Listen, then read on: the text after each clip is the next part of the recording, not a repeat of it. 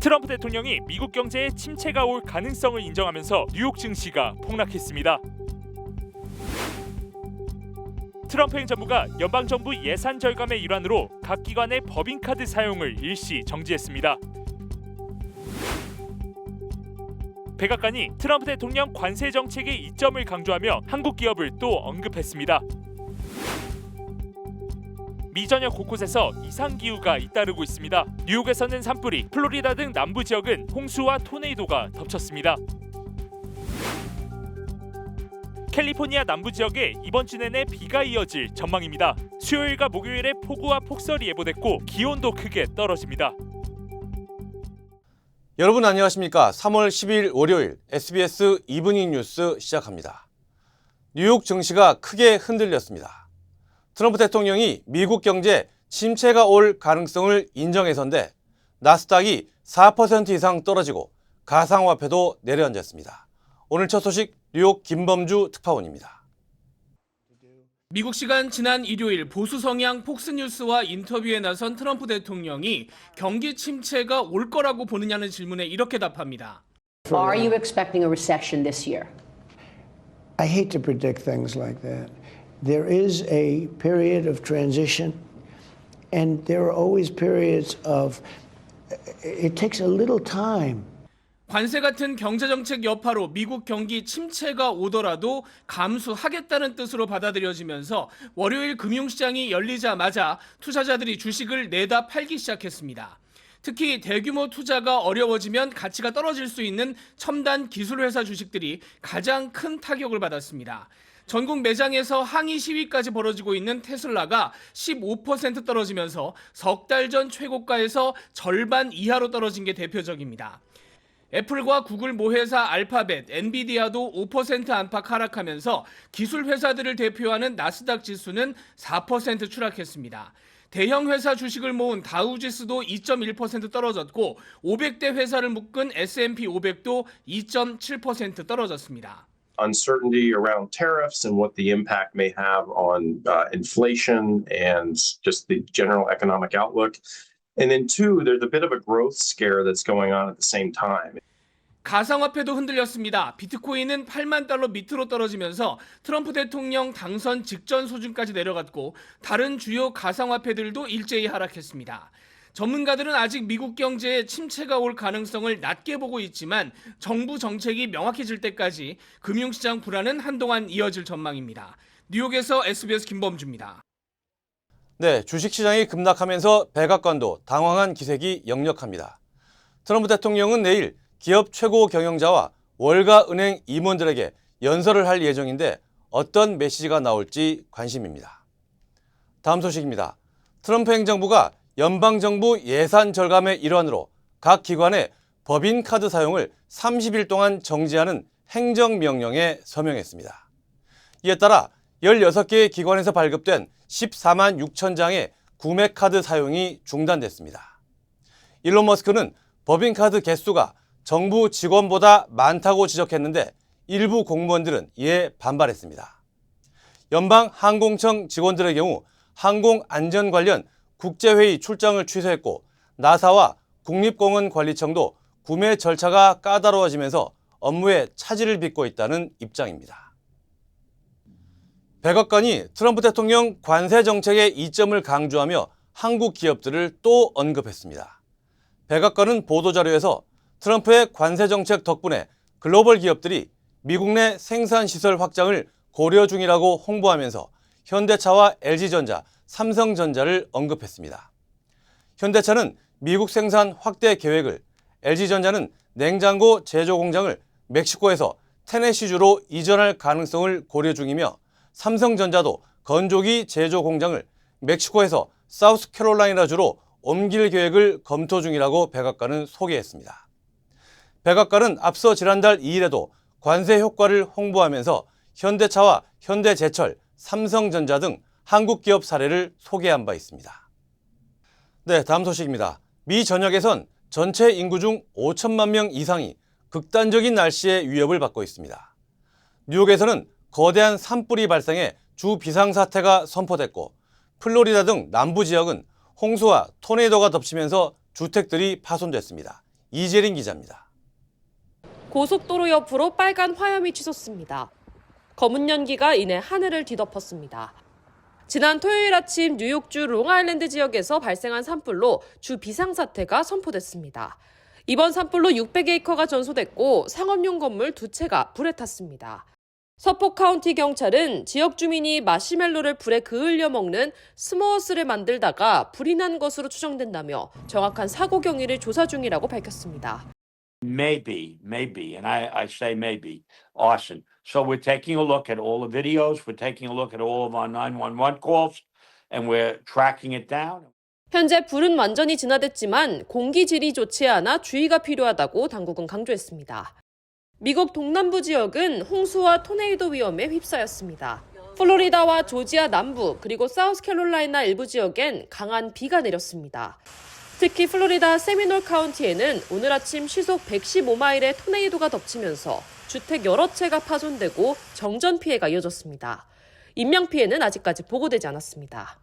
I see lots and lots of trees down, a lot of debris. There's pieces of roof, shingles, trees, parts of cars, garage doors. So there was a significant amount of minor damage. 국립기상청은 플로리다 중부에 시속 100마일 이상의 강력한 토네이도가 덮치는 것은 이례적이라고 강조했습니다. SBS 이재린입니다. 테슬라 자동차와 대리점을 대상으로 한 범죄가 잇따르는 가운데 시애틀에서는 사이버 트럭이 잇따라 불타는 사건이 발생했습니다. 소방당국은 어젯밤과 오늘 새벽 시애틀 다운타운 남부 지역의 한 주차장에서 사이버 트럭 넉 대가 불탔다고 밝혔습니다. 이에 대해 일론 머스크는 자신의 SNS에 이 사건을 테러라고 규정하는 게시물을 공유했습니다. 트럼프 대통령 취임 이후 지금까지 발생한 테슬라 관련 사건은 모두 12건입니다.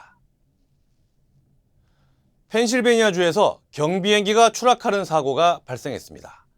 연방항공국은 어제 펜실베니아주 남부 랭캐스터 공항 인근에 5명이 탄 소형 비행기가 추락했다고 밝혔습니다. 당국은 비행기 탑승자 전원이 생존했다면서 추락 이후 병원으로 이송돼 치료를 받고 있다고 전했습니다. 또 비행기가 추락한 당시 지상에 있던 사람 중 부상자와 희생자는 없으며 다만 차량 5대가 손상됐다고 덧붙였습니다. 항공교통관제소에는 비행기 탑승자 중 1명이 비행기 문이 열려 있다고 보고하면서 공항으로 돌아가게 해달라는 내용 등이 녹음된 것으로 확인됐습니다. 항공당국은 항공기 문이 열렸던 이유와 추락 원인 등에 대한 조사에 착수한 상태입니다.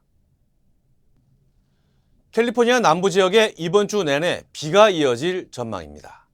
국립기상청은 수요일과 목요일에 폭우와 폭설이 쏟아질 것으로 예측하며 홍수 가능성이 크다고 경고했습니다. 특히 산악 지역에는 최대 2피트의 눈이 내릴 전망입니다. 기온도 크게 떨어져 LA 지역은 목요일과 금요일 낮 기온이 55도까지 내려갈 것으로 보입니다. 캘리포니아주 남부에 이틀 연속으로 지진이 발생했습니다. 연방지질조사국은 오늘 새벽 2시 23분쯤 말리부에서 북서쪽으로 7.4마일 떨어진 지점을 진앙으로 하는 규모 3.3의 지진이 발생했다고 밝혔습니다. 어제는 오후 1시 3분쯤 말리부 북쪽에서 규모 4.1 지진이 발생했으며 그 뒤 여진들이 잇따랐습니다. 두 지진으로 LA 다운타운과 한인타운, 롱비치 등에서도 약한 흔들림이 느껴졌으며 지금까지 보고된 피해는 없습니다. LA 도심의 대표적인 우범지대인 메가더파크 범죄율이 감소하고 있다는 통계가 나왔습니다. 캐런 베스 LA 시장은 오늘 긴급 기자회견을 열고 메가더파크의 지난달 범죄율이 지난해 12월 대비 46% 떨어졌다고 밝혔습니다. 캐런 베스 시장은 월드컵과 올림픽을 앞둔 만큼 메가더파크를 포함한 LA시의 범죄와 공공안전 문제를 적극적으로 해결하고 있다고 강조했습니다. There is still work to be done in the MacArthur Park community, but over the past month there has been real progress made in returning the park to the community. Crime in the area is down. LA 경찰국은 지난주 메가더파크 인근의 한 소매점에서 약 35만 달러 상당의 도난품을 압류했다면서 증거물들을 공개하기도 했습니다. 중고차 딜러십에서 한 남성이 차량을 몰고 매장으로 돌진하는 사건이 발생했습니다. 경찰은 지난 토요일 오후 2시쯤 잉그로드에 위치한 카맥스 매장에서 차량 한 대가 쇼룸으로 돌진해 8명이 부상을 입었다고 밝혔습니다. 용의자는 사건 직후 도주했다가 자수했는데 딜러십과의 분쟁 후 분노를 참지 못해 범행을 저지른 것으로 확인됐습니다. 네, 플로리다주의 한 고속도로에 백조가 나타나 교통 혼잡이 발생했습니다. 올랜도 경찰에 따르면 지난 금요일 아침 408번 고속도로에서 백조 한 마리가 도로를 배회하는 사건이 발생했습니다. 출동한 경찰은 백조를 안전하게 포획해 보호소로 보냈으며 이후 원래 있던 서식지로 돌려보냈다고 전했습니다. 당국은 백조의 번식기에 이런 사건이 발생할 수 있다고 덧붙였습니다. 한국 소식입니다. 이번 주 안에 윤 대통령 탄핵 심판 결론이 날 거란 예상이 많았는데 아직 헌재는 정확한 선고일을 지정하지 않고 있습니다. 시간이 더 걸릴 거라는 전망도 나오는 가운데 한덕수 국무총리 측은 국정 안정을 위해서라도 총리 탄핵 사건을 먼저 선고해달라고 헌재에 요청했습니다. 편광영 기자가 보도합니다. 헌법재판관 8명은 윤 대통령 석방 후 첫 평의를 열어 윤 대통령 탄핵 심판 선고에 대한 논의를 비공개로 진행했습니다. 선고일은 통상 마지막 평의를 한 날로부터 2, 3일 뒤로 지정되는데 헌재 관계자는 지금을 비상사태로 인식한 재판부가 매일 수시로 평의를 열고 있지만 아직 선고 일정이 정해지지 않았다고 밝혔습니다. 과거 노무현 박근혜 전 대통령 탄핵 심판 사례에 비춰 오는 14일이 선고일로 유력하게 점쳐졌지만 윤 대통령이 석방된 만큼 재판부가 탄핵 심리에 시간을 더 쓸 거란 전망도 나옵니다. 이런 가운데 한덕수 총리 측은 윤 대통령 탄핵 사건보다 한 총리 탄핵 사건을 먼저 선고해달란 취지의 30여 쪽짜리 의견서를 헌재에 제출했습니다. 국회 측 대리인단이 변론 종결 후에도 검찰 수사 기록을 요청하면서 재판을 지연하고 있으며 헌법재판소법에 따라 수사가 진행 중인 사건 기록을 애초에 받지 말고 서둘러 선고했어야 했다는 내용이 포함된 걸로 전해졌습니다. 법원의 구속 취소 여파로 윤 대통령 탄핵 심리가 길어진다면 국정 안정을 위해서라도 한 총리 복귀 여부가 선행되어야 한다는 취지라고 한 총리 측은 설명했습니다. 선고 시점이 다가오면서 헌재 홈페이지는 윤 대통령 탄핵에 찬성하거나 반대하는 양측 지지자들의 접속이 폭주하면서 어제 하루 저녁 7시 기준 20만 건 넘는 게시글이 올라왔습니다. SBS 편광현입니다. 트럼프 대통령이 다음 달 2일 상호 관세를 부과하겠다고 다시 한번 확인하면서 일부 관세는 더 올릴 수 있다고 말했습니다. 미국으로부터 2차례 관세 폭탄을 맞은 중국은 오늘부터 미국에 2차 보복 관세를 물리기 시작했습니다. 워싱턴 남승모 특파원입니다. 폭스뉴스와 인터뷰에 나선 트럼프 미 대통령은 최근 관세 유예는 캐나다와 멕시코 그리고 미 자동차 업체를 돕기 위한 조치였다고 말했습니다. 하지만 추가 유예는 없을 거라며 다음 달 2일부터 상호 관세를 부과한다고 재확인했습니다. On April 2nd, it becomes all reciprocal. What they charge us, we charge them. It's a big deal. 일부 관세는 더 올릴 수 있다고 말했습니다. 주식시장 하락과 경기 침체 등 관세 정책을 둘러싼 우려는 대수롭지 않다는 듯 일축했습니다. 철강, 알루미늄에 대한 25% 관세도 오는 12일 예정대로 부과한다고 러트닉 상무장관은 밝혔습니다. 미중 간 무역 전쟁은 확전 양상입니다. 미국의 두 번째 10% 추가 관세에 맞서 중국은 오늘부터 2차 보복 관세에 들어갔습니다. 지난달 미국산 에너지와 농기계 외에 주요 농축산물에도 10에서 15% 추가 관세가 적용됐습니다. 미국과 감정 섞인 관세 전쟁을 벌이고 있는 캐나다에선 정치 경험 없는 마크 카니 전 캐나다 중앙은행 총재가 경제통임을 내세워 집권당 대표 겸 차기 총리로 선출됐습니다. America is not Canada. And Canada never, ever will be part of America in any way, shape, or form. 트럼프가 다음 달 2일 상호 관세를 예고했지만 몇 개국을 대상으로 언제, 어느 정도 관세를 부과할지는 여전히 미지수입니다. 워싱턴에서 SBS 남승모입니다.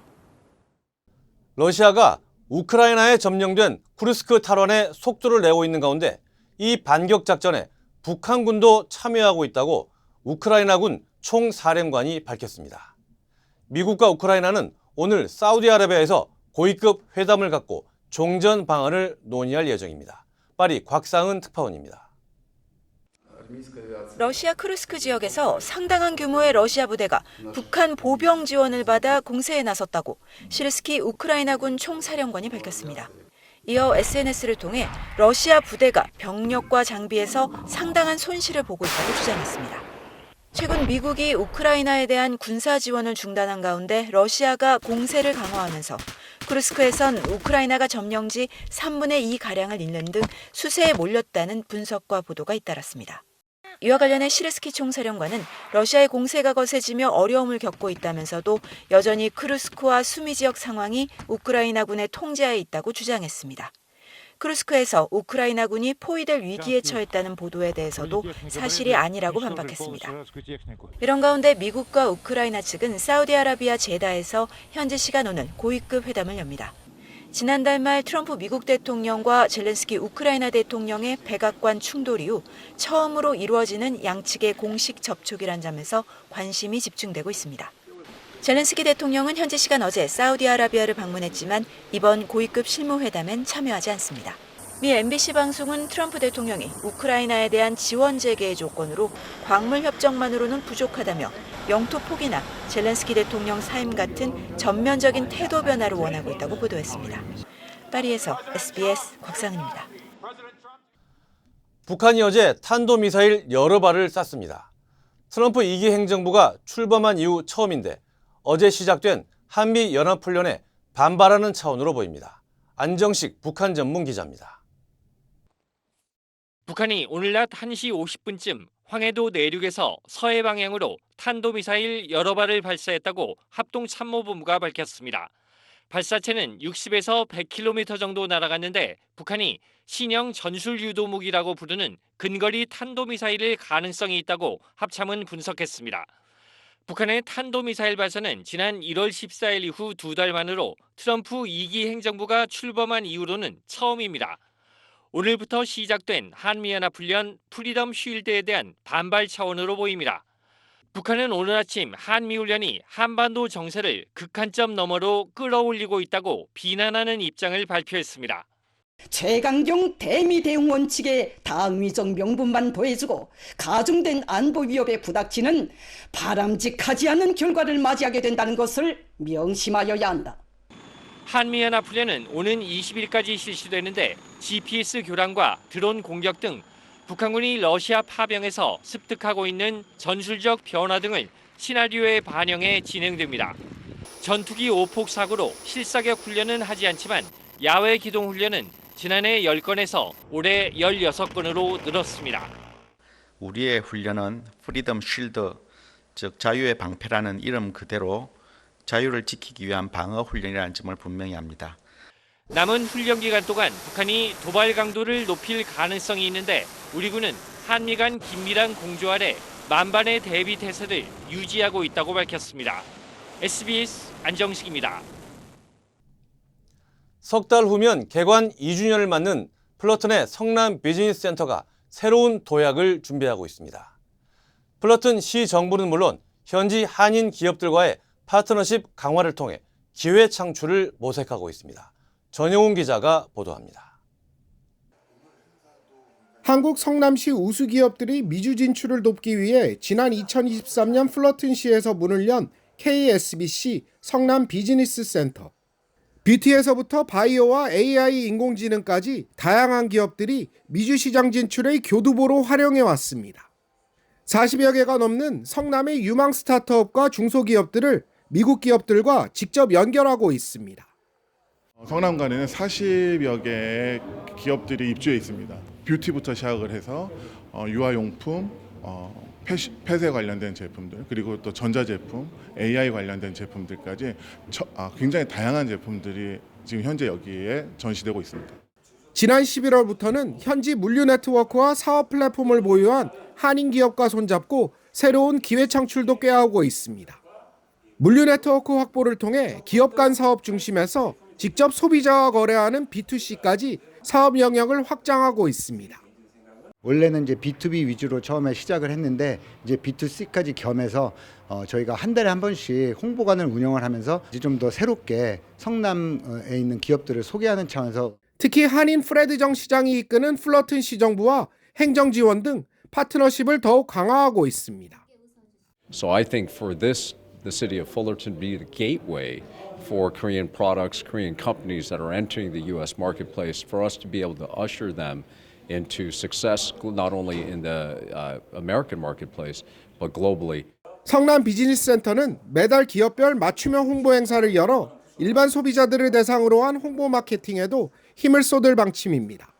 LA에서 SBS 전영웅입니다. 앞으로 한국 운전면허증이 있으면 라스베가스가 있는 네바다주에서 실기시험 없이 운전면허증을 받을 수 있습니다. 주요 한인사회 소식 이원정 기자입니다. 앞으로 한국 운전면허증 소지자는 네바다주에서 실기시험 없이 운전면허증을 받을 수 있게 됐습니다. 한국 검찰청장을 대신해 LA 총영사가 네바다주와 운전면허 상호인정 약정서를 체결해 오는 19일부터 한국 운전면허증 소지자는 필기시험만 보면 되고 네바다주 운전면허증을 가진 한인도 실기시험 없이 한국 운전면허증을 받을 수 있게 됩니다. 지난 3일 90대 한인 남성이 총격을 받아 숨졌습니다. LA 카운티 검시국은 지난 3일 오후 5시 10분쯤 그린힐스 메모리얼 공원 묘지에서 송모 씨가 머리에 총상을 입고 숨졌다고 밝혔습니다. 경찰은 사건을 조사 중입니다. 제39대 뉴욕 한인 회장에 이명석 전 퀸즈 한인 회장이 당선됐습니다. 이번 선거에서 단독 입후보한 이 당선자는 505명이 참가해 찬성 498표의 압도적 지지를 얻어 당선됐다고 밝혔습니다. 이 당선자 임기는 5월 1일부터 2027년 4월 30일까지입니다. 메릴랜드 하워드 카운티 주민이 홍역에 감염됐습니다. 메릴랜드 하워드 카운티 보건국은 멕시코 여행을 다녀온 주민이 홍역에 감염됐다며 지난 5일 오후 4시에서 9시 사이 댈러스 공항 국제선에 있었던 주민들과 7일 오후에 존스 홉킨스 대학병원을 방문했던 주민들은 주의할 것을 당부했습니다. 샌디에고와 오션사이드로 오가는 통근 열차 코스터가 오는 22일과 23일 운행이 잠전 중단됩니다. 노스카운티 교통국은 낙후된 철로와 관련 시설의 보수 공사로 인해 세 번째 주말 통근 열차의 운행을 잠정 중단한다고 발표했습니다.